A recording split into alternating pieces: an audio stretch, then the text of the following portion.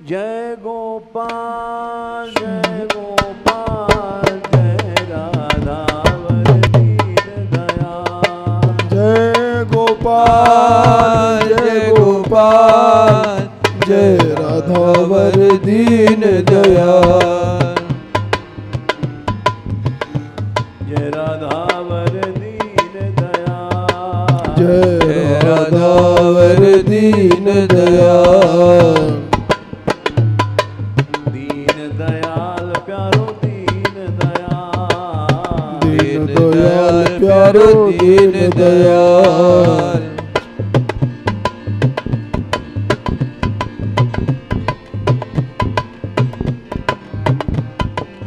जय गोपाल जय गोपाल जय राधावर दीन दयाल। जय गोपाल जय गोपाल जय राधावर दीन दयाल।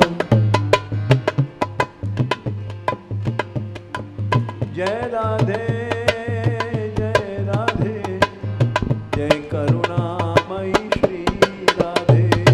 जय राधे जय राधे जय करुणामयी श्री राधे।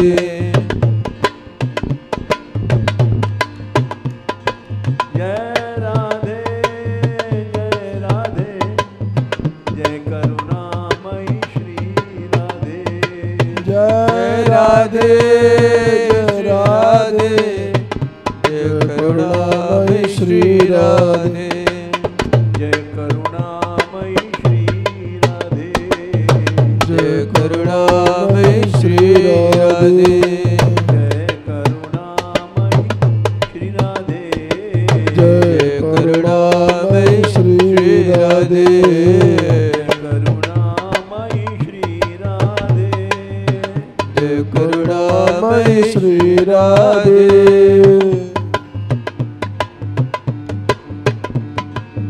जय गोपाल जय गोपाल जय राधावर दीन दयाल। जय गोपाल जय गोपाल जय राधावर दीन दयाल। जय राधावर जय राधावर जय राधावर जय राधावर। जय राधावर दीन दयाल। जय राधावर दीन दयाल। जय गोपाल जय गोपाल जय राधावर दीन दयाल। जय गोपाल जय गोपाल जय राधावर दीन दयाल। जय राधावर दीन दयाल। जय राधावर दीन दयाल। राधे राधे गोविंद बोलो रे। राधे राधे गोविंद बोलो रे। गोविंद बोलो भाई गोपाल बोलो रे। गोविंद बोलो भाई गोपाल बोलो रे। नंद दुलारा गोविंद बोलो रे। नंद दुलारा गोविंद बोलो रे।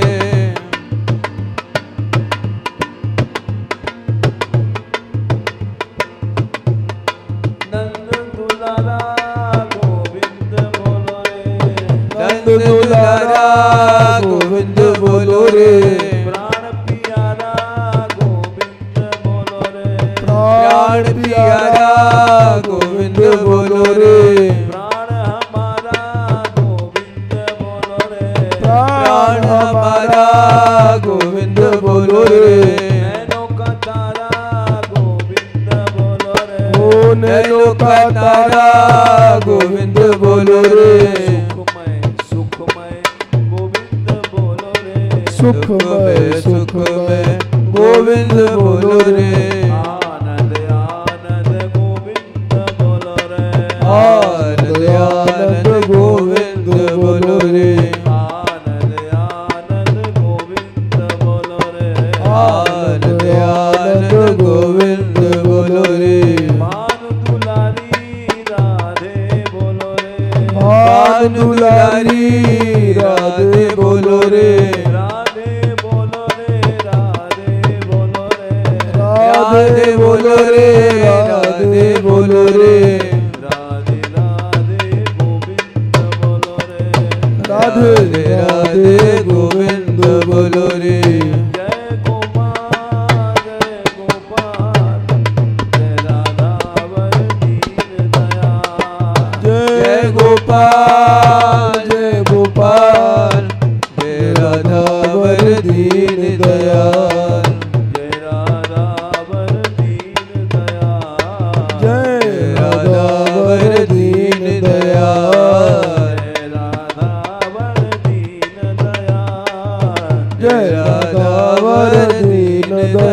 जय राधे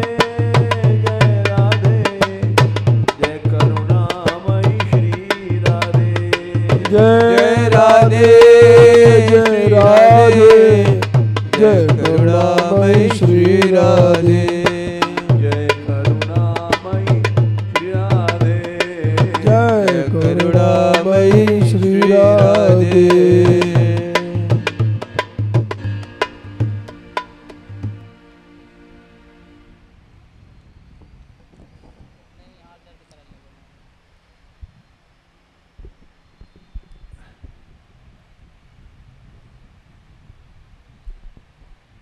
गौशाला में कुछ लोग सोचते हैं केवल गाय की चर्चा होती है।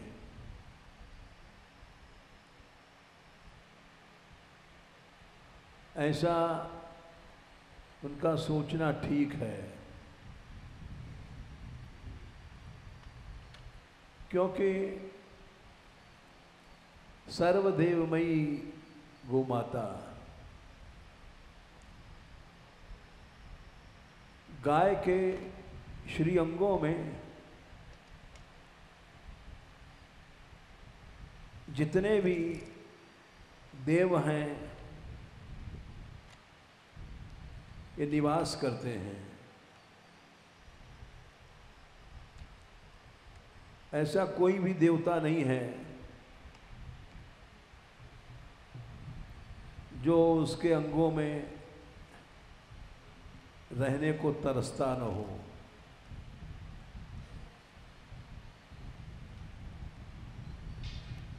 गाय को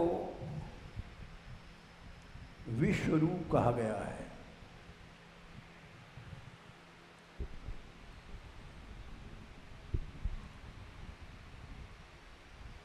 गोस्तु मात्रा न विद्यते।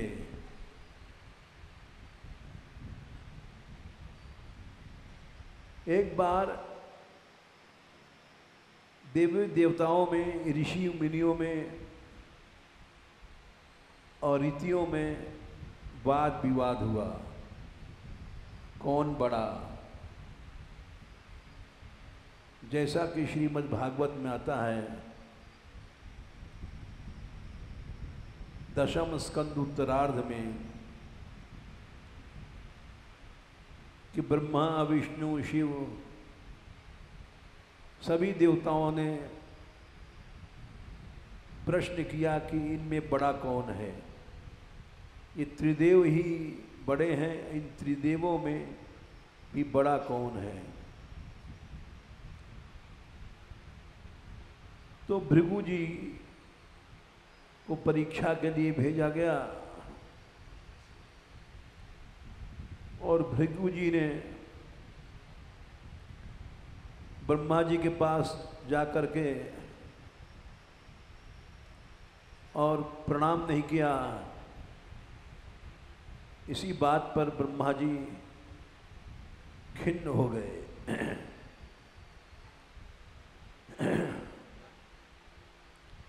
भृगु जी ने सोच लिया इनको सम्मान की भूख है।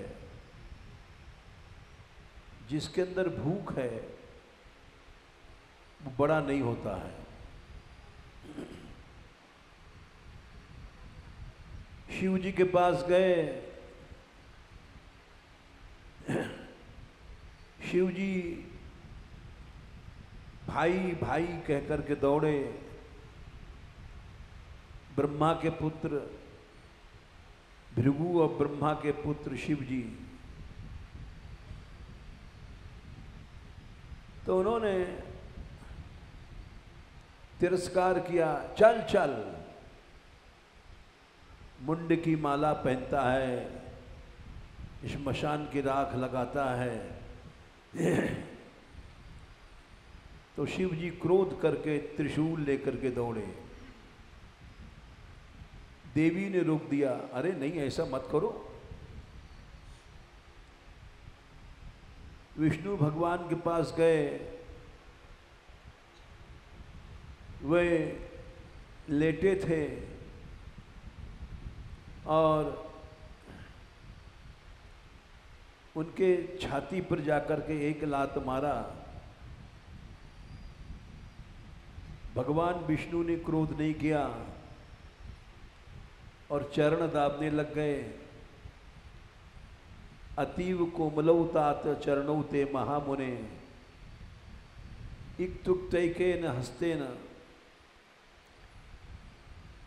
हाथ से उनके चरणों को दाबने लग गए कि आपके चरणों में चोट लग गई होगी, मेरी छाती कठोर है। ऐसा प्रायः होता रहता है। एक बार सभी देवी देवता, ऋषि मुनि और ऋतुएं इकट्ठे भये और सभी अपने को बड़ा मानते थे। ये कथा केनोपनिषद में भी आई है। देवासुर संग्राम में देवता विजयी भये और भागवत में, उपनिषदों में, पुराणों में सब जगह ये कथा आती है। मैं बड़ा, संसार में सारा झगड़ा इसी बात का है। साधु संतों, महंतों, श्री महंतों, मंडलेश्वरों, सब जगह देखा जाता है। विद्वानों में हर आदमी अपने को बड़ा मानता है और बड़ा मानने के बाद फिर विवाद होता है, झगड़ा होता है। तो ये कोई आश्चर्य की बात नहीं है। केनोपनिषद में अंत में भगवान यक्ष बन कर गए और देवताओं का गर्व चूर्ण किया, अग्नि, वायु, इन सब का। और अंत में भगवती प्रकट भई। देवताओं से बोले, देवता बोले ये कौन थी माँ? यक्ष कौन था? बोले यक्ष नहीं था, ये तो भगवान थे। तुम लोगों के विवाद को मिटाने आए थे। तुम लोगों में विवाद हो गया था मन में कि मैं बड़ा, मैं बड़ा। यही एक बीमारी ऐसी है जो प्राणी मात्र को लगी हुई है। इस बीमारी से जो बच गया वही बड़ा है। विष्णु जी इस बीमारी से बच गए तो उनको बड़ा माना गया। तो ऐसा ही देवी देवताओं, ऋषि मुनियों जब इकट्ठा भये थे तो सब अपने आप को बड़ा मानते थे और निर्णय नहीं हुआ। तो निर्णय कहाँ कराया जाए? सभी लोग वेद भगवान के कचहरी में, न्यायालय में गए और वेद भगवान ने कहा आप लोग कैसे आए हो? सभी देवी देवताओं ने कहा हम में बड़ा कौन है? आपका न्याय सुनने आए हैं।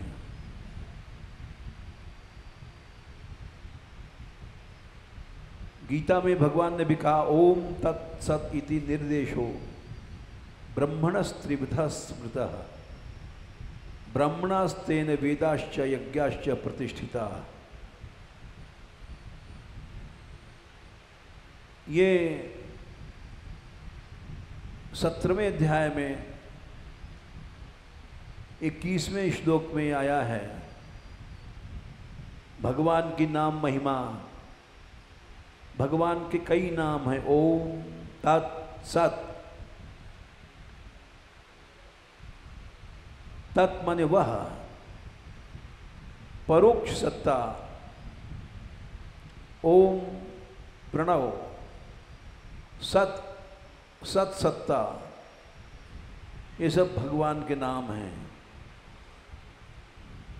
निर्देशो ब्रह्मण त्रिविधा स्मृता, ब्रह्म का निर्देश नाम बताया गया। तस्मात् ओम इत्युदाहृत्य,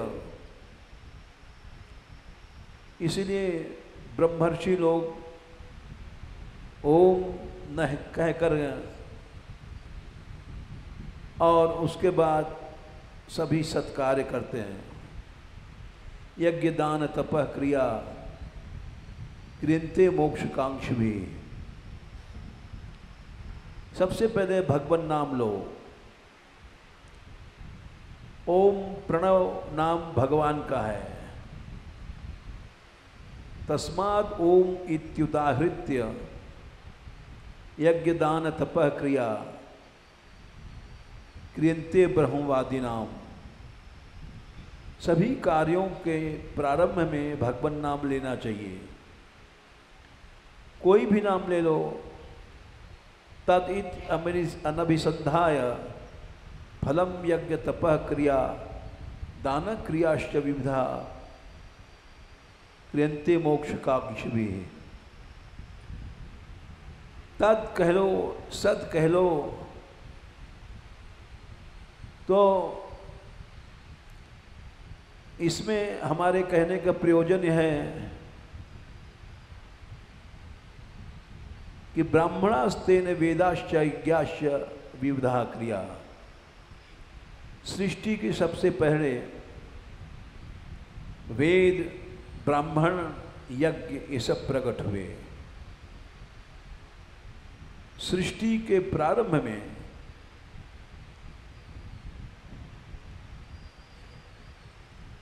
ओम तत्सदिति निर्देशो ब्रह्मणस्त्रिविधा स्मृतः। ब्राह्मणास्तेन वेदाश्च यज्ञाश्च, ब्राह्मण हुए, वेद हुए, यज्ञ हुए। सबसे पहले सृष्टि यहीं से शुरू हुई, भगवान नाम से। तो इसलिए वेद के पास गए सभी देवी देवता, ऋषि महर्षि कि हम में कौन बड़ा है।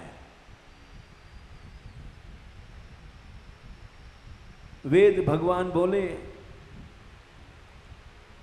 अपना अपना पक्ष सामने रखो। सब अपनी तारीफ करने लग गए। मेरे कारण समाज उठा। अग्नि बोला मेरे कारण यज्ञ होते हैं। मेरा नाम हव्यपाठ। हव्य यज्ञ का पदार्थ, उसको ढोने वाला, देवताओं तक पहुंचाने वाला मैं ही हूँ। मैं हव्यपाठ हूँ। यदि मैं देवताओं के पास न पहुँचाऊँ तो सब भूखे रहेंगे। मैं ही देवताओं को भोजन पहुँचाता हूँ। अग्नि ने कहा, फिर सभी ऋषियों महर्षियों ने कहा कि हम लोग समाज को धारण करते हैं।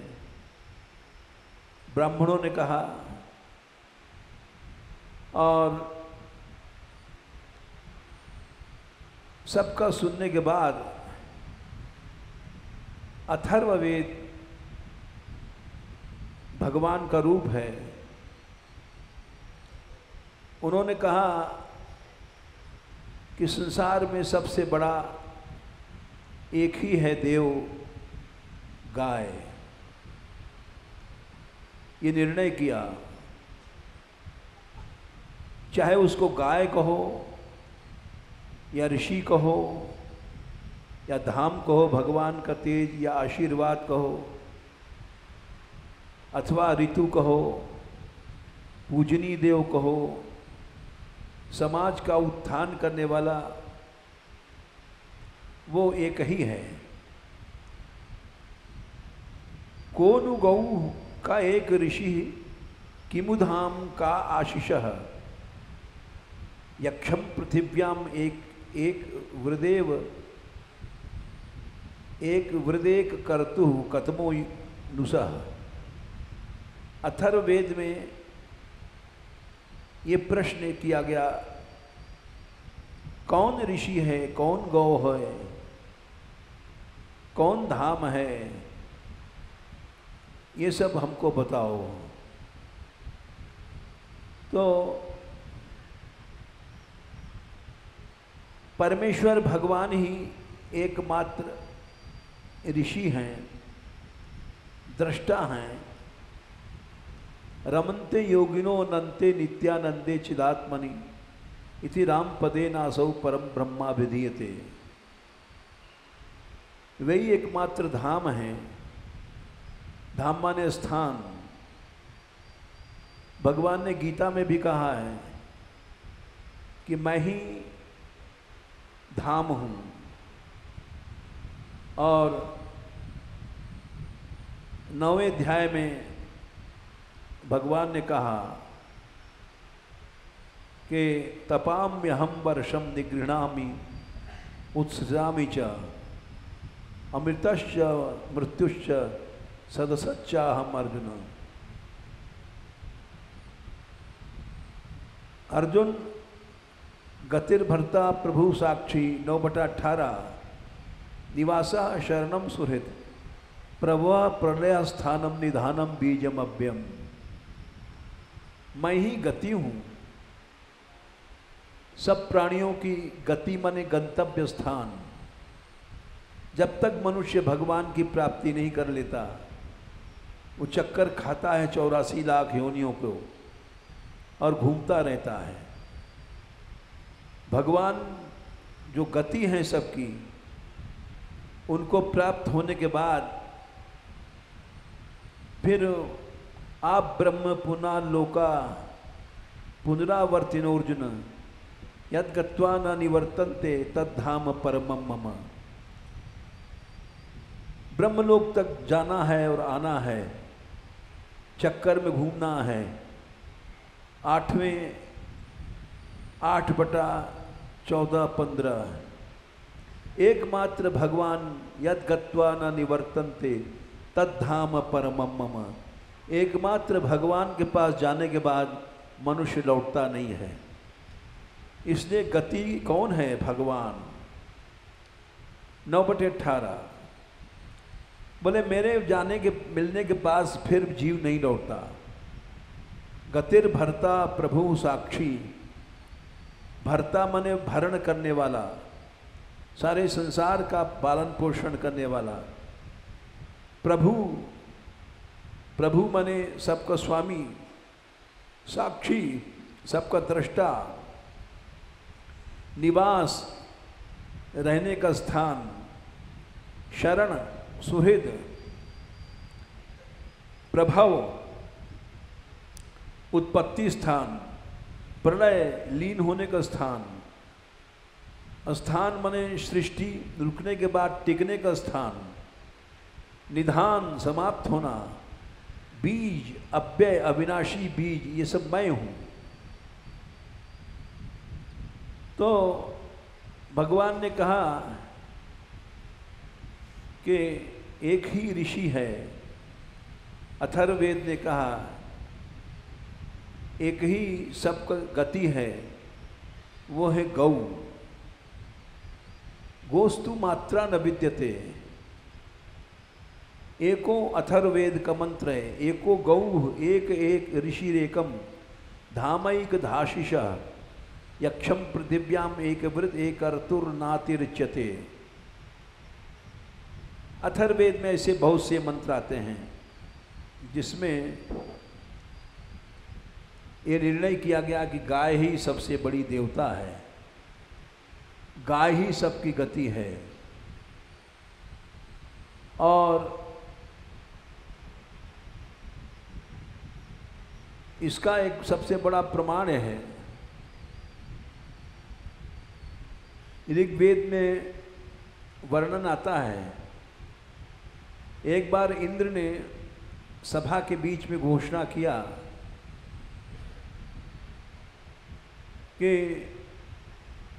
हे वीरों, हमारे कर्म गौ को प्रधान स्थान देकर के नियुक्त कीजिए और हमें कल्याणमय स्थिति में कीजिए। मंत्र है। देवताओं ने वहाँ गाय की प्रार्थना किया और ये प्रार्थना किया कि हमारी बुद्धि में गौ माता के प्रति आस्था बढ़े। संसार में जितने भी जीव हैं, चाहे वो देवता हैं, चाहे कोई भी हैं, किसी का मल मूत्र पवित्र नहीं माना गया, किसी भी प्राणी का। एक गाय ऐसी है जिसका मल और मूत्र पवित्र माना गया और गाय के गोबर से ही गौरी गणेश की पूजा होती है। गोवर्धन भगवान का स्वरूप गोबर से बनता है। गाय के मल से भगवान की मूर्ति बनती है और समस्त देवताओं की पूजा होती है। गौरी गणेश ये सब बनते हैं गाय के गोबर से। ऐसा कोई प्राणी नहीं है जिसका मल मूत्र इतना पूजा जाए। इसीलिए वेदों ने निर्णय किया कि एक ही देव है गो। महाभारत में कथा आती है, च्यवन ऋषि ने नहुष से कहा था, हे राजन, गोभिस्तुल्यम न पश्यामि धनम किंचिदिहाच्युत। गाय से बड़ा धन कुछ नहीं है। गायों का नाम, इनका कीर्तन, इनके गुणों का वर्णन, श्रवण, इनको सुनना, दर्शन करना, ये सब जीव करता है तो उसके पाप नष्ट होते हैं। कीर्तनम श्रवणम दानम दर्शनम चापि पार्थिव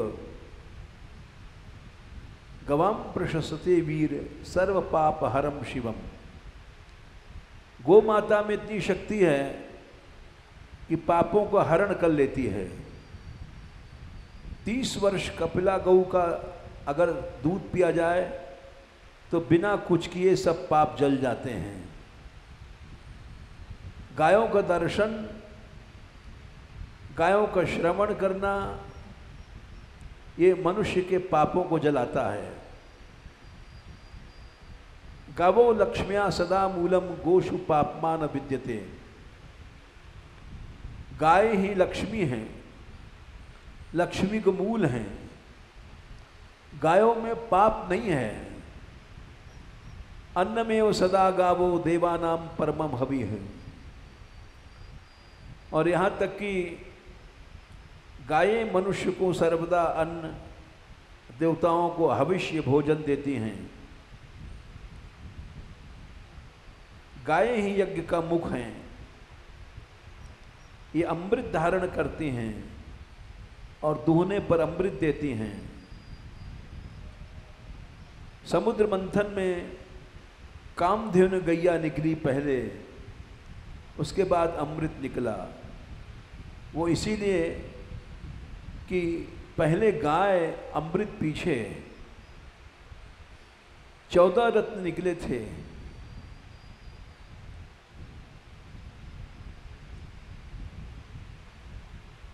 और 14 में सबसे पूज्य गाय है।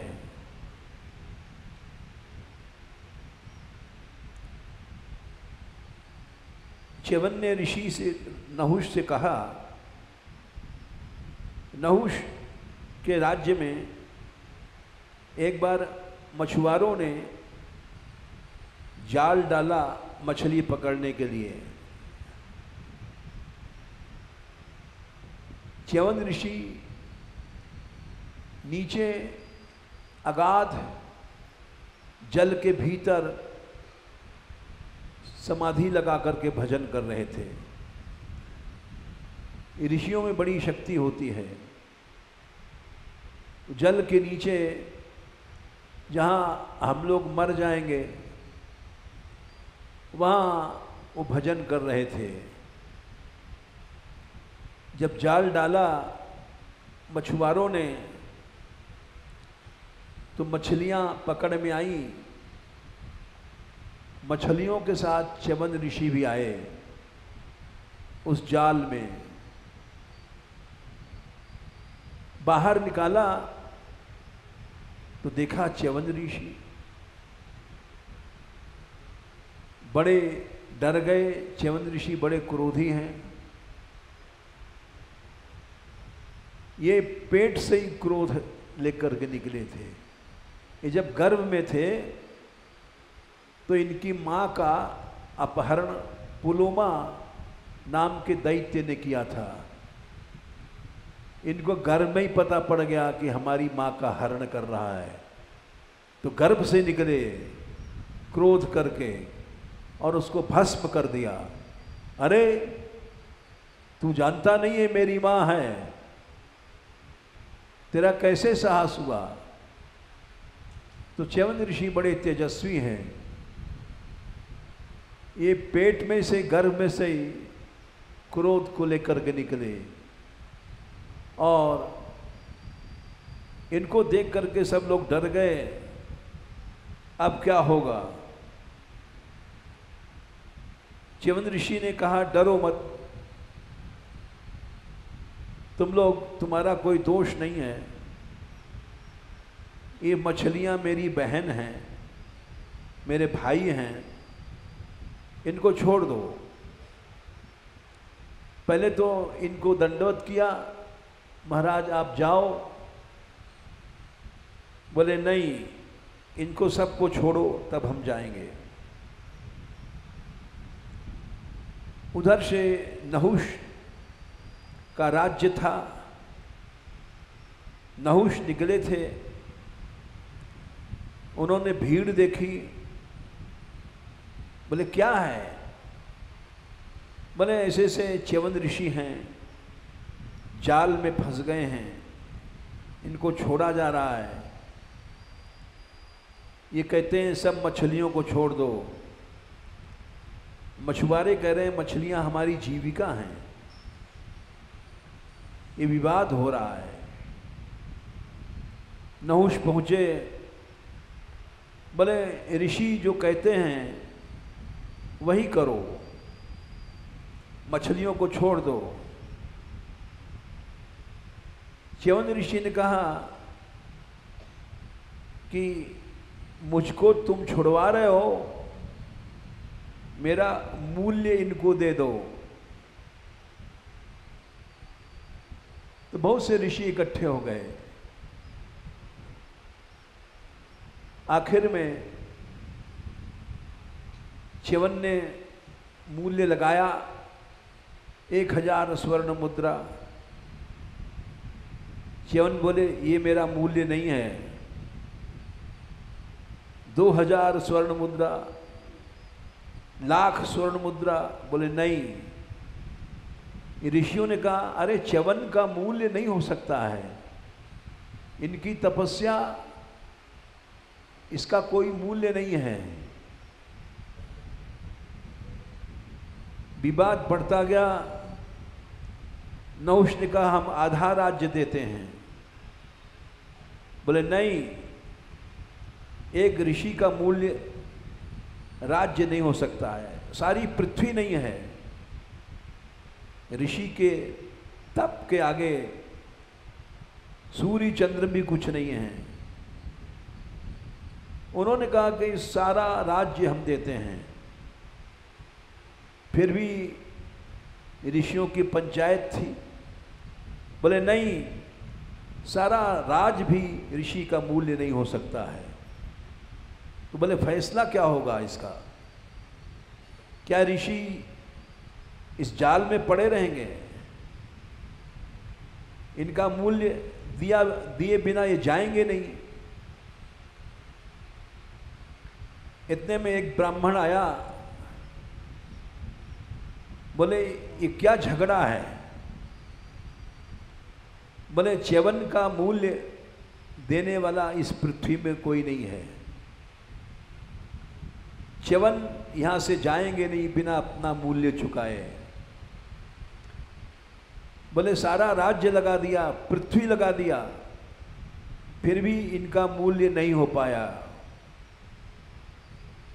ब्राह्मण बोला हटो, इनका मूल्य मैं दूंगा। और एक गाय को लाया, बोले लो पूछो इनसे इनका मूल्य हो गया कि नहीं। च्यवन बोले हमसे ज़्यादा मूल्य हुआ, हमसे ज़्यादा मूल्य दिया गया। तो च्यवन ने कहा कि राजन,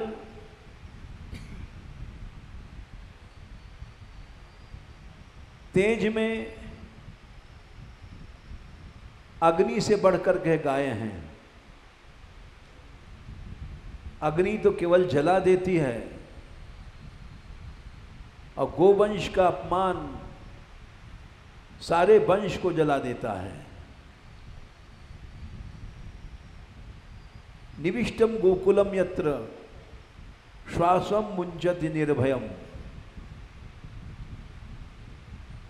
जहां गायें निर्भय रहती हैं, निर्भय माने उनको कोई चिंता नहीं है, न खाने की न पीने की। श्वासम मुंचन्ति निर्भयम विराजति तम देशम पापम चास्यापकर्षति। वो गायें उस देश के पाप को जला देती हैं, मनुष्य नहीं सारे देश के पाप को जला देती हैं। विराजति तम देशम पापम चास्यापकर्षति। गायों, जिस दिन गो हत्या बंद हो गई सतयुग आ जाएगा। जब तक गोवंश का सम्मान नहीं है कलयुग बढ़ रहा है। इसका प्रमाण है भागवत में परीक्षित ने दिग्विजय किया, दिशाओं को जीतने के लिए चले तो देखा उन्होंने एक शूद्र राजा एक बैल को मार रहा है। परीक्षित बोले अरे तू कौन है? अर्जुन के वंश में उत्पन्न होने वाले राजाओं के सामने गोवंश पर अत्याचार कर रहा है, तू कौन है? परीक्षित महान तेजस्वी थे। इनका जब जन्म हुआ था तो इनका यश गाया था कि पराक्रम में राम के समान और धैर्य में पृथ्वी के समान बड़े बड़े गुण इनके गाए गए थे। तो वो राजा कलयुग था। इसका मतलब हुआ कि कलयुग में जितने राजा हैं ये असुर होंगे, ये कलयुगी होंगे। आज कुछ लोग गए थे यहाँ से, विद्वान थे, उन्होंने प्रश्न किया कि महाराज ये गोवंश पर अत्याचार बंद क्यों नहीं होता है? हमने कहा ये युग की महिमा है, कलयुग की। जिस दिन गोवंश पर अत्याचार घट जाएगा कलयुग नष्ट हो जाएगा। कलयुग जानता है कि गोवंश देश के पाप को खींच देता है। ये महाभारत का वाक्य है। विराजति तम देशम पापम चास्यापकर्षति निविष्टम गोकुलम यत्र श्वासम मुंचति निर्भयम। ये च्यवन ने कहा था कि राजन, गौ माता में ऐसी शक्ति है कि सारे देश के पाप को जला देगी यदि उसको निर्भय रखा गया तो। और गावा स्वर्गस्य सोपानम, गावा स्वर्गे पे पूजिता। बोले यज्ञ करो चाहे न करो, गाय की पूजा करो, स्वर्ग की सीढ़ी है गाय। गावः कामदुहो देव्यो नान्यत किंचित परम स्मृतम। जब गाय की पूजा हो गई तो किसी देवता की जरूरत नहीं है। भगवान ने गोवर्धन पूजा में इंद्र की पूजा बंद करा दिया। बोले क्या जरूरत है, पर्वत की, गाय की और ब्राह्मणों की पूजा करो। देवता क्या है, कुछ नहीं है। ये इनकी पूजा की कोई आवश्यकता नहीं है, बंद करो इंद्र की पूजा। ये घोषणा भगवान ने किया, जबकि इंद्र वैदिक देवता है, इंद्र सूक्त है। भगवान देवताओं के लिए विप्रधेनु सुर संतहित लीन मनुज अवतार, निज इच्छा निर्मित तनु माया गुण गोपार। देवताओं को के लिए अवतार लेते हैं, लेकिन भगवान ने कहा नहीं, किसी की पूजा की जरूरत नहीं है। केवल गोवर्धन या गाय बस और ब्राह्मण, तीन की पूजा करो। इंद्र की पूजा बंद करा दिया। और जब अभी तो नहीं है,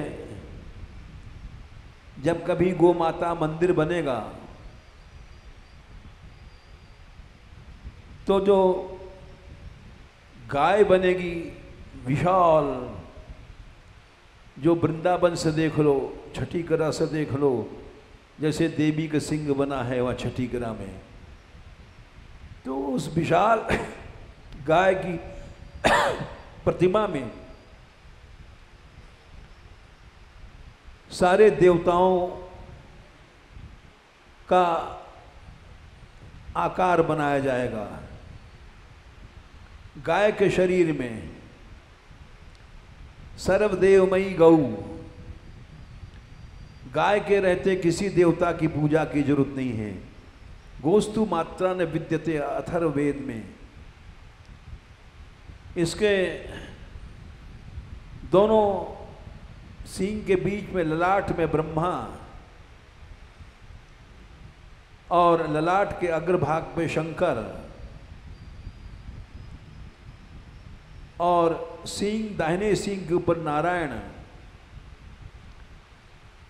इसी तरह धन्वंतरी, कार्तिक के लक्ष्मी, गुह्य स्थान में लक्ष्मी, गोबर में, गंगा जी गौमूत्र में, सब देवताओं का चित्र बनाया जाएगा गाय के शरीर में। और विश्व में ऐसा मंदिर नहीं बना होगा, कभी बनेगा, और वो विश्व में एक ही होगा अपने ढंग का, कि जब गायों की पूजा हो गई है तो किसी देवता की पूजा करने की जरूरत नहीं है। भागवत का श्लोक लिखा जाएगा, गो विप्रानल पर्वतान, भागवत में 24वें अध्याय में 10वें स्कंद में, गाय की विप्र अनल अग्नि की पूजा करो, और पर्वतान, गो विप्रानल पर्वतान। छोड़ दो इंद्र की पूजा। इंद्र नाराज होगा, बोले अरे मेरी पूजा बंद कर दिया, कृष्णम मत्रम उपाश्रित्य ये चक्रुर्देव हेलनम। एक मनुष्य के कहने से, कृष्ण मनुष्य कहने से इन्होंने ग्वारियाओं ने, ब्रजवासियों ने हमारा अपमान किया, जाओ पशून नयत संक्षयम धुनत श्रीमदस्तंभम। इन ब्रजवासियों के ये दूध पी पी के मोटे हो गए हैं, इनको नष्ट कर दो। पशून, एक भी बछड़ा जीवित नहीं रहना चाहिए, गाय, ब्रज में एक भी गाय जीवित नहीं रहना चाहिए, नष्ट कर दो। ये दूध पी पी के मोटिया गए हैं और मुझको भूल गए। इस तरह से चलने और प्रलय के बादलों को छोड़ दिया। ब्रज पर संकट आया और इस प्रकार से जब वो चले बादल, तो ब्रज में आकर के वर्षा करने लग गए। विद्योतमाना विद्युधि स्तनंता स्तनयुभि, बिजलियां चमकने लग गई, गर्जना होने लग गई और तीव्रैर मरुद्गणैर नुन्ना बब्रिशुर जल शर्करा, प्रलय की आंधी चलने लग गई और ओले, जल शर्करा माने ओले धड़ाधड़ गिरने लग गए। स्थूना स्थूला वर्षधारा वर्षत स्वभेष्वभीक्षण सह। स्थूण कहते हैं पेड़ के मोटा तना, मोटे पेड़ के तनों के तने की तरह धाराएं गिरने लग गईं। बूंद बूंद नहीं, मोटे मोटे पेड़ के तने की धाराएं। स्थूणा स्थूला वर्षधारा मुंचत स्वभीक्षण सह। और जलोई गही प्लाव्यमाना भूर ना दृश्यत नतोन्नतम। इतना पानी गिरा कि कहाँ गड्ढा है, कहाँ टीला है, कुछ नहीं दिखाई पड़े। जलमय जलमय जल, केवल जल। जब तीव्रैर मरुद्गणैर नुन्ना बब्रिशूर जल शर्करा स्थूणा स्थूला वर्षधारा मुंचस्व भेक्षुर्भिक्षण। चलो गई प्लाव्यमानार भूर ना दृश्यत नतोन्नतम। उसके बाद अत्यासारातिवातेन, प्रलय की आंधी चली जो सारे ब्रह्मांड को उड़ा दे। अत्यासाराति पातेन वातेन पशुओ जात वेपनाम। पशु कांपने लग गए, गायें इस तरह से जैसे कि बहुत बुढ़ा बीमार आदमी कांप रहा हो, इतनी ठंडक बढ़ी। अत्यासाराति वातेन पशुओ जात वेपनाम। और गावो गोपाश्य, सब लोग गोविंदम शरणम यऊ, गोविंद की शरण में गए। हे गोपाल, कृष्ण कृष्ण महाभाग, त्वन्नाथम गोकुलम प्रभु, त्रातुम अर्हसि देवान्न कुपितात् भक्त वत्सल। ब्रजवासी बोले, हे भक्त वत्सल, ये इंद्र का कोप हुआ है। त्वन्नाथम, देखो इतनी मुसीबत हो गई, लेकिन नाथ हमारा कृष्ण ही है। इस ब्रज के तुम ही नाथ हो। ये नहीं कि अपनी निष्ठा बदल लें और इंद्र की शरण में चले जाएं।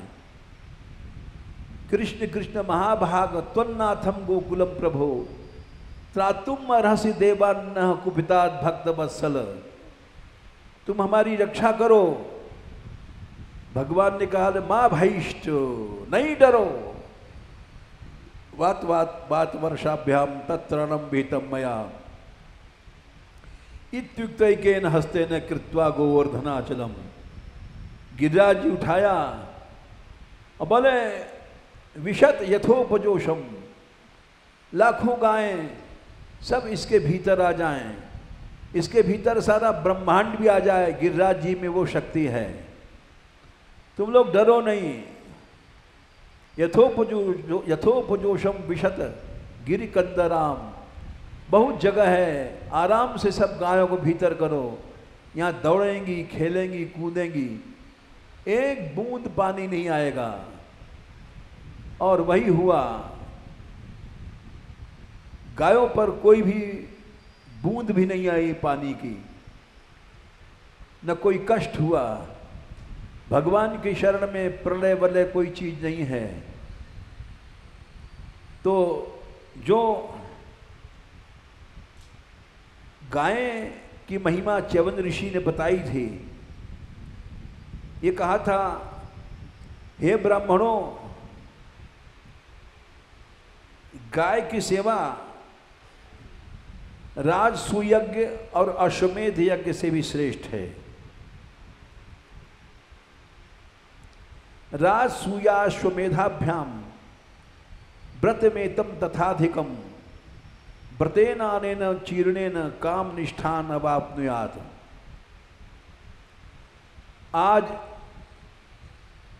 आज का मानव, आज के ब्रजवासी गाय को भूल गए हैं। राजसूयज्ञ अश्वमेध यज्ञ भी कोई चीज नहीं है गो सेवा के आगे। और मनुष्य, गाय जहां रहती हैं वो चाहे निकृष्ट देत है, रजस्य गोखुरोद्भूतम सर्वकल्मषनाशनम, मनुष्य के पापों को जला देती है उसकी धूल।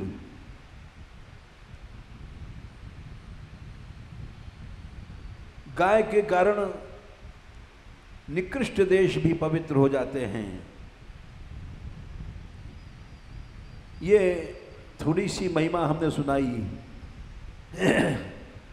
अब गाय के कारण मनुष्य के जितने भी रोग हैं, पाप हैं, ब्रह्म हत्या आदि हैं, वो सब दूर हो जाते हैं।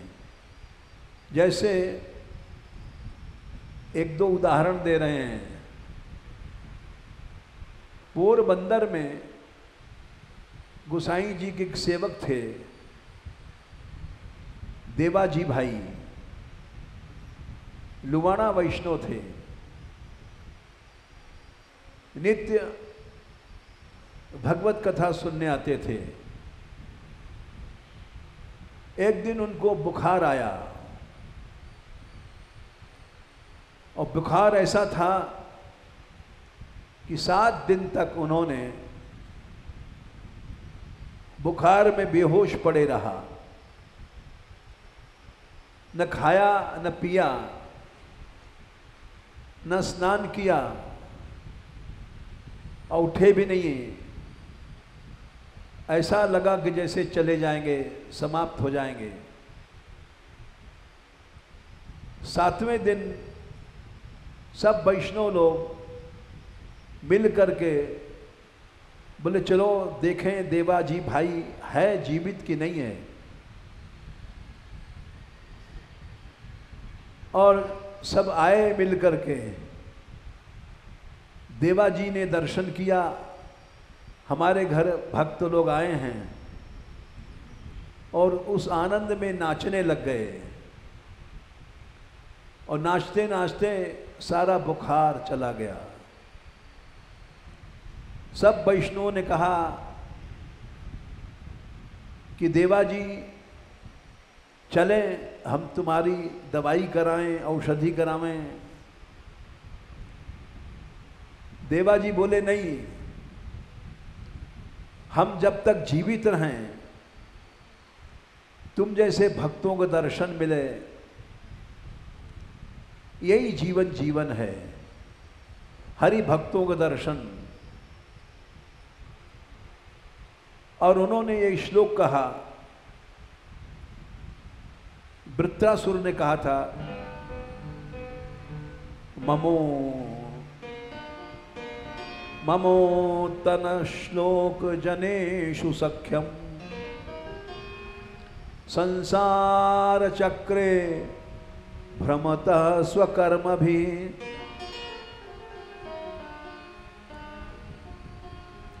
वृत्रासुर ने कहा था मैं असुर बन गया, मुझे कोई डर नहीं है। उत्तम श्लोक भगवान के भक्तों का दर्शन हो जाए। ममोत्तम श्लोक जनेषु सख्यम संसार चक्रे भ्रमतः स्वकर्मभि।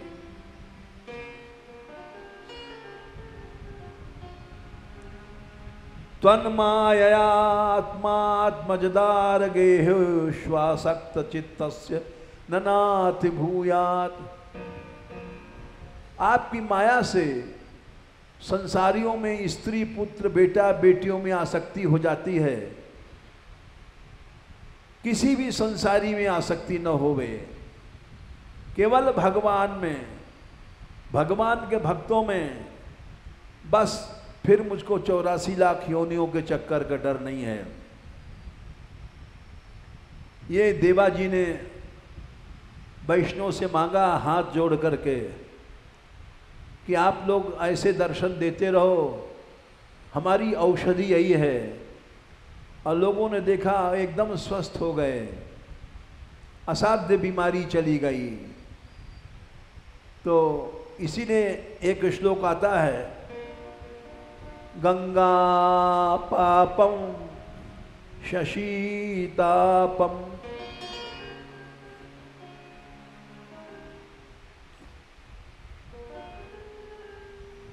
दैन्यम कल्पतरुस्तथा। गंगा मैया पाप को नष्ट करती हैं, शशि चंद्रमा ताप को नष्ट करता है, कल्प वृक्ष स्वर्ग का दैन्य को नष्ट करता है, तीनों को नष्ट करता है भगवान का भक्त। गंगा पापम शशीतापम दैन्यम कल्पतरुस्तथा पापम शापम च दैन्यम च हन्ति संतो महाशया।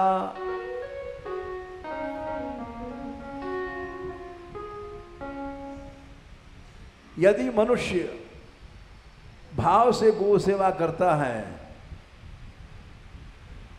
तो एक श्लोक आता है वेद में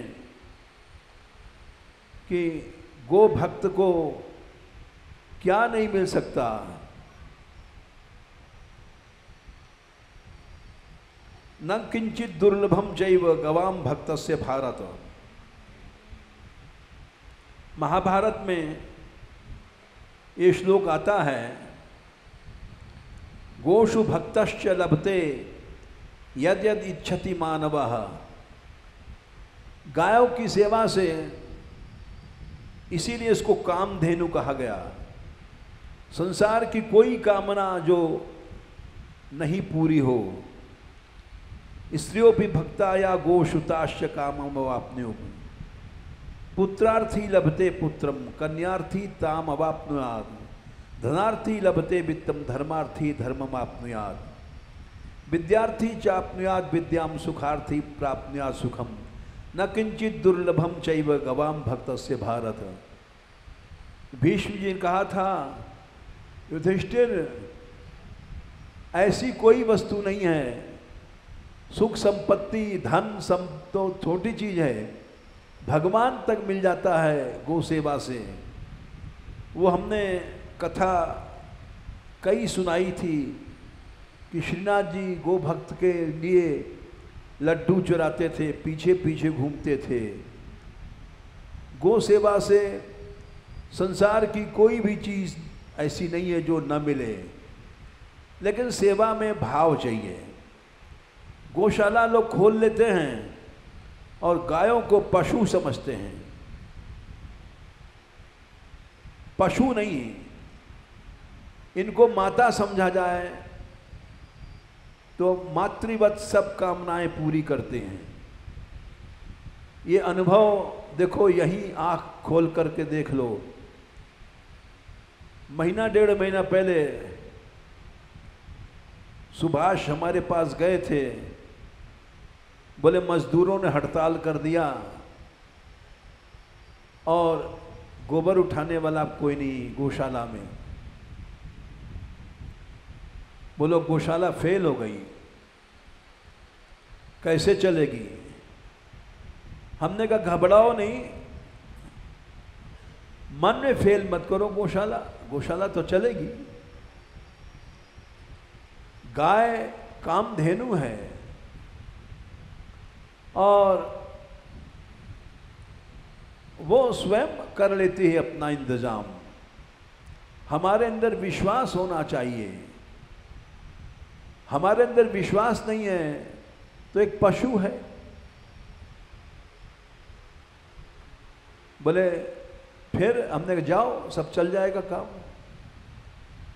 फिर हमारी कुटिया में, रसकुंज में लगभग 100 से कुछ कम होगी लड़कियां और 100 के आसपास साधु रहते हैं मानगढ़ में। दूसरे दिन से नियम बना दिया गया, जो मानगढ़ में रहता है वो गौ सेवा करेगा, चाहे 10 मिनट को जाए। जिसके पाप हैं वो नहीं करता है। पापिष्ट व्यक्ति को उसके पाप रोकते हैं, लेकिन जिस पर कृपा है वो सब करेंगे। सब लड़कियां आने लग गई, सब संत आने लग गए, रस मंदिर के भी लोग आने लग गए। और उसके बाद सभी जितने भी लोग सेवा छोड़ गए थे, मजदूर, उन लोगों ने माफ़ी मांगा और सब काम में लौट आए। ये तो इस गौशाला की घटना है। इस गौशाला में और घटनाएं भाई। अभी 4-5 दिन पहले कुछ जमीन ली गई करोड़ रुपए के आसपास। न किसी से मांगा गया, न चंदा लिया गया। ये क्यों हुआ? ये किसी आदमी की तारीफ नहीं है। जब तुम सेवा करोगे, सेवा से भगवान भी वश में हो जाता है। सेवा भाव से होनी चाहिए, क्योंकि भगवान ने कहा है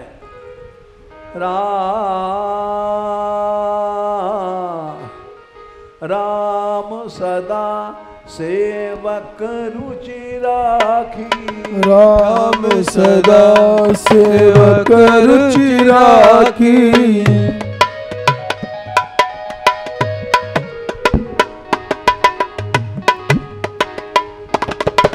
भगवान सदा सेवक के अधीन हैं। वेद पुराण सत्य श्रुति साखी। वेद पुराण संत सुर साखी।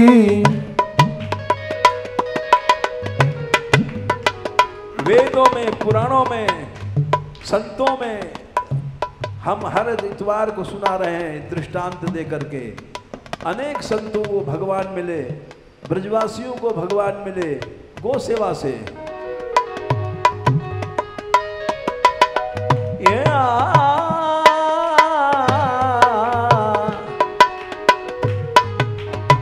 मानत सुख सेवक सेवकाई।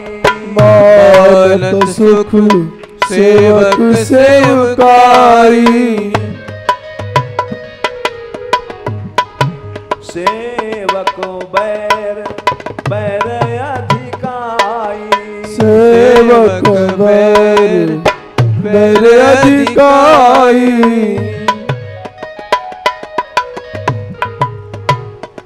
सेवक से बैर करोगे तो भगवान से बैर हो जाएगा, बच नहीं सकते वो। सेवा भाव से होनी चाहिए। हम पशु न समझें, गो माता है, इसलिए वो सब पैसा चुक गया। करोड़ों रुपए का हमारी यात्रा होती है, 1-2 पैसे 1-2 लाख की नहीं होती है, और किसी से आज तक मांगा नहीं गया। 20 यात्राएं हो गई हैं। भारतवर्ष की प्रसिद्ध यात्रा है। भगवान की कृपा से हम लोग यात्रा को व्यवसाय नहीं बनाते हैं, धंधा नहीं बनाते हैं। धंधा बनाना महापाप है। तो इसलिए गाय की सेवा से बीमारियां चली जाती हैं। देवा भाई की कथा सुनाई हमने, एक और सुना देते हैं। एक स्त्री पुरुष थे, राजनगर, उसी को शायद राजकोट कहते हैं, वहाँ रहते थे। ठाकुर जी की सेवा करते थे, दिन रात ठाकुर जी की सेवा करते और भक्तों की, गायों की सेवा करते थे। एक समय अकाल पड़ गया गुजरात में, खाने को अन्न नहीं रहा, घास भी नहीं मिलती थी। एक दिन उस वैष्णव ने कहीं से लाकर के गेहूं खरीदा और घर में चोकर वो नाज छानने की भूसी डाल दिया। एक गाय आई, बहुत दुबली थी, आकर के खाने लग गई। गाय को हटाने से हटती नहीं थी, भूखी थी। उस वैष्णव की स्त्री ने गाय को धक्का दिया, गाय के प्राण छूट गए और गाय मर गई, क्योंकि कई दिन की भूखी थी और धक्का मारा, गाय गिर गई और प्राण छूट गए। वैष्णव को बहुत दुख हुआ और लोगों से कहा, लोगों ने कहा तुमको गो हत्या लग गई। स्त्री पुरुष ने अन्न जल छोड़ दिया कि अब हम भी मर जाएंगे। गो हत्या में तो अनंत काल तक नरक होता है। एक दिन गुरुदेव गोस्वामी जी पधारे वहां राजनगर में। सब वैष्णव दर्शन करने गए। गोकुलनाथ जी को खबर पड़ी, बोले वो स्त्री पुरुष नहीं आए। लोगों ने कहा कि उन्होंने अन्न जल छोड़ दिया है। बोले क्यों? गो हत्या लग गई है। क्यों गो हत्या लग गई? बोले जय जय यहां अकाल पड़ गया गुजराती में। पहले जब अकाल पड़ता था, मोटरें नहीं थी, ट्रेन नहीं थे, अब तो सामान पहुंचा देते लोग, हवाई जहाज से गिरा देते हैं भोजन के पैकेट, कोई मरता नहीं है। पुराने ज़माने में अकाल जहाँ पड़ता था वहाँ सब लोग मर जाते थे, क्योंकि बैलगाड़ियाँ थी। बैलगाड़ियाँ 1000 किलोमीटर नहीं चलेंगी। तो बोले वो गेहूं खरीद के लाए थे किसी तरह से, और गाय कई दिन भूखी थी, वो खा रही थी। उनकी स्त्री ने धक्का मारा, वो गिर गई और गाय मर गई। उस दिन से उन्होंने अन्न जल छोड़ दिया। बोले अब हम भी जीवित रह के क्या करेंगे? हमारी गोहत्या कैसे मिटेगी? इसलिए वो अपने को अपराधी समझते हैं, आपके सामने आपको मुंह दिखाने नहीं आए। बोले उनको बुला के लाओ यहाँ। सेवक लोग गए, बोले गुरुदेव बुला रहे हैं, गोकुलनाथ जी बुला रहे हैं। गए, बोले तुमने भोजन नहीं किया? नहीं। पानी भी नहीं पिया? नहीं। क्यों? गो हत्या लग गई है। बोले अच्छा, तुम जाओ और अपने हाथ से भोजन बनाओ और किसी भक्त वैष्णव को भोजन पवाओ, तुम्हारी हत्या दूर।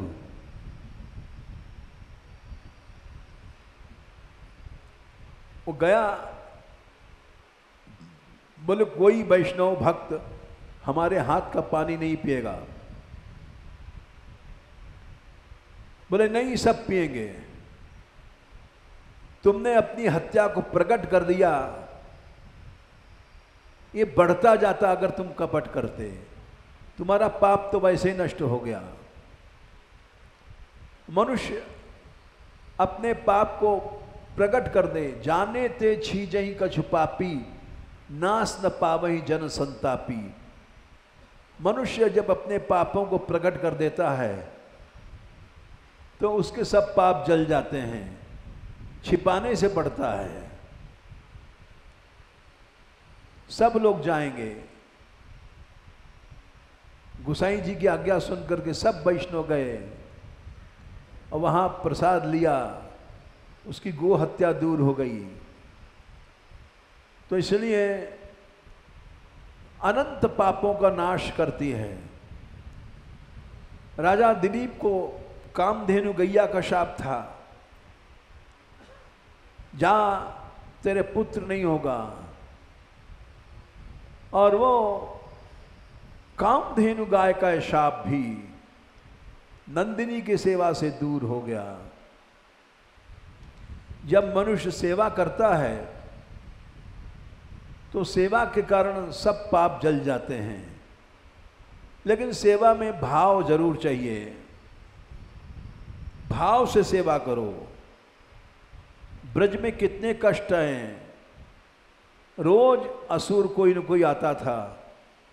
जन्म लेते ही पूतना आई छठवें दिन, फिर कागासुर आए, श्रीधर आए शुक्राचार्य शिष्य पंडित बन करके, और यशोदा जी ने ब्राह्मण समझ करके निमंत्रण किया। यशोदा जी चली गई रसोई बनाने, श्रीधर पहुंच गए पालना के पास कि इस बालक का गला घोट के मार डालेंगे, कंस खुश हो जाएगा। भगवान ने, श्री कृष्ण ने हाथ बढ़ाया छोटे से बच्चे ने, और श्रीधर का गला पकड़ लिया।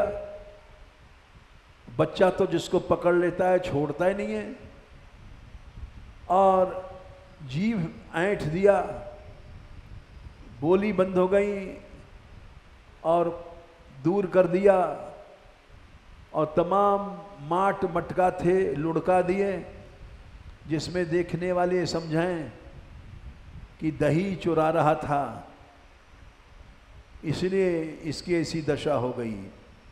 और फिर हाथ छोटा कर लिया और रोने लग गए।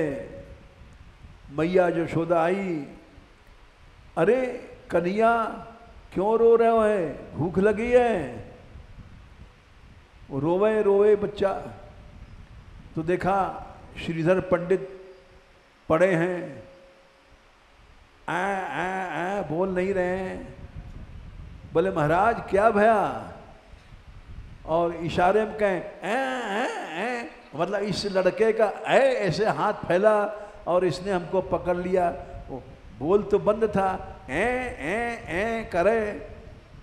यशोदा जी ने कहा, अरे महाराज ये दही के माठ कैसे लुढ़का पड़ा है? हमसे ही मांग लेते, हम तो भोजन ला रही थी, ये माखन के मलेरिया कैसे पड़ी है? बालक ये क्या करेगा? ऐ ये तो तुम्हारी लीला है, तुमने माठ मटका बिना पूछे छुआ, और अरे हम तो भोजन ला रही थी, थोड़ा तसल्ली रहते। तो श्रीधर को जीवन भर के लिए वाणी से हीन कर दिया भगवान ने। फिर तृणावर्त आया, अघासुर आया,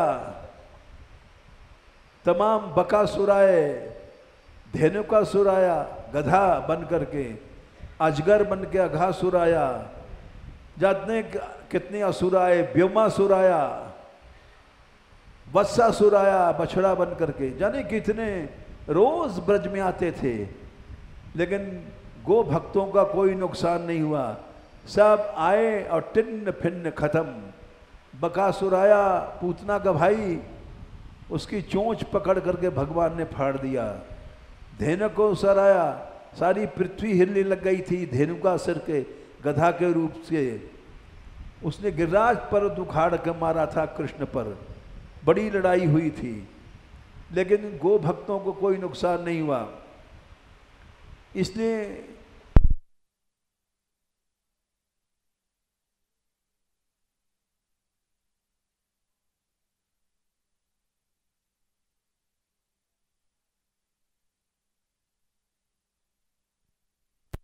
ये जैसे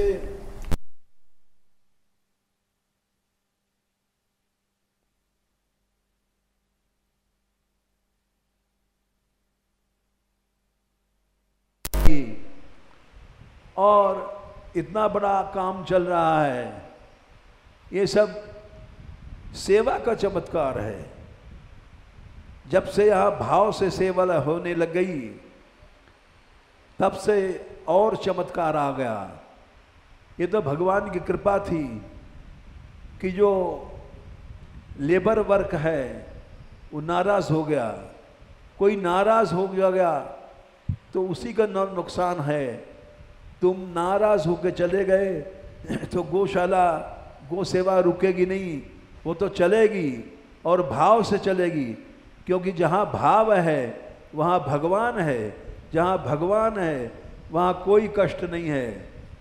इसलिए सबको भाव से सेवा करनी चाहिए।